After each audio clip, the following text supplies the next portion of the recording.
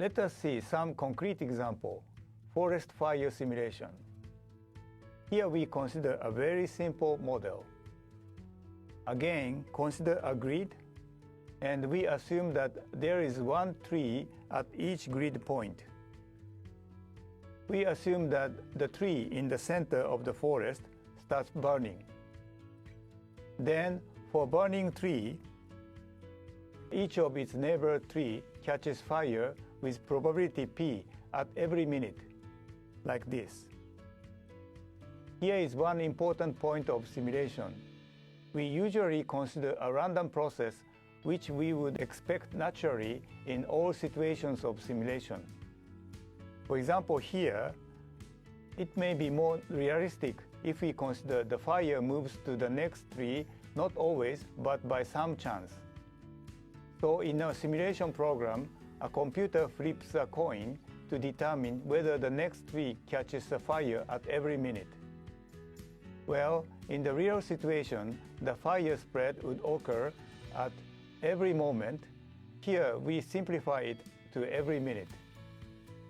Then we assume that each tree burns out in B hours after it starts burning. Now, the question is when the forest burns out completely. Note that we have two parameters here, P for probability of spreading fire to the next tree, and B for the length of burning. If P is small, then the fire would stop because burning trees burn out before spreading fire. Similarly, if burning time, B, is too short, there is not so much chance to spread its fire to the next tree. So under which condition of P and B, we will end up burning out almost all trees in the forest? This is our question. Well, we may consider some other parameters such as the size of the forest and so on, but let's fix them and focus on P and B here.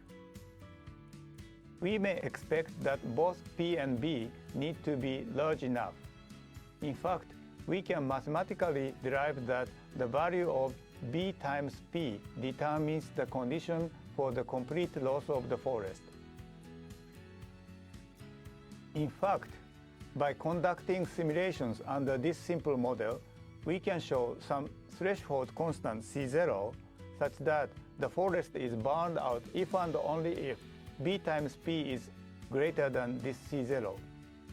Of course, this is a random process, so even if B times P is larger than C0, there is some chance, say 1 out of 100 simulations, that the forest does remain partially. But this is a rare case. Note here that we can derive very sharp condition with a precise constant C0 by simulation. While it may be possible to derive a similar condition mathematically, the derivation of the precise constant may be difficult even under this very simple model. Well, simulation is something like this.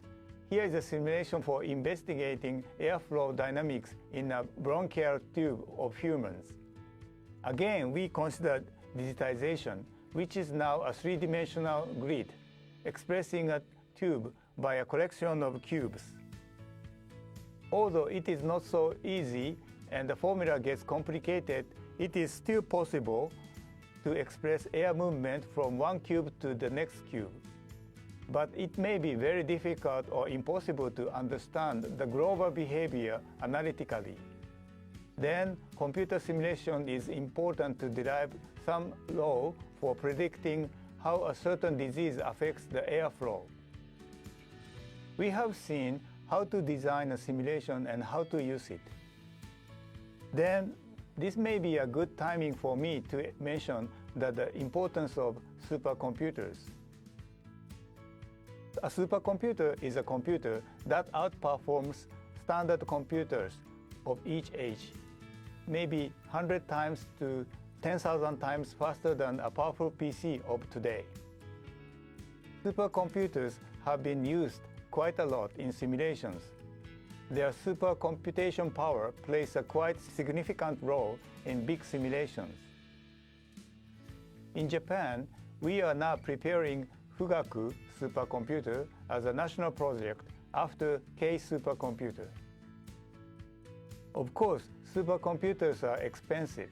We often hear that a supercomputer can cost upwards of 100 billion yen for its development. Then you may wonder why they are so important. What good does a faster supercomputer bring? Well, let me illustrate what would happen when we have a 100 times faster machine. Consider this wind tunnel experiment. Let's say that for each experiment, it took you 1 hour to perform. Let's say you are going to change the parameters here and there and wish to conduct such experiments 10,000 times. Then that would amount to 10,000 times 1 hour, which is 400 days. However, if the supercomputer becomes 100 times faster, then you can shorten that experiment from 400 days to just 4 days. That is to say, what would have taken you over 1 year to conduct a wind tunnel experiment can now be complete in just 4 days. That means when you design a car, you will be able to try out many new designs over and over again. Or you could also contribute to improving the accuracy. For example, when we look at the grid here in a weather forecast, suppose again that with a 5 kilometer times 5 kilometer grid, you are able to compute it within a reasonable time. If the supercomputer becomes 100 times faster, you will be able to run the computation for a grid that is just 500 meter times 500 meter with the same amount of time.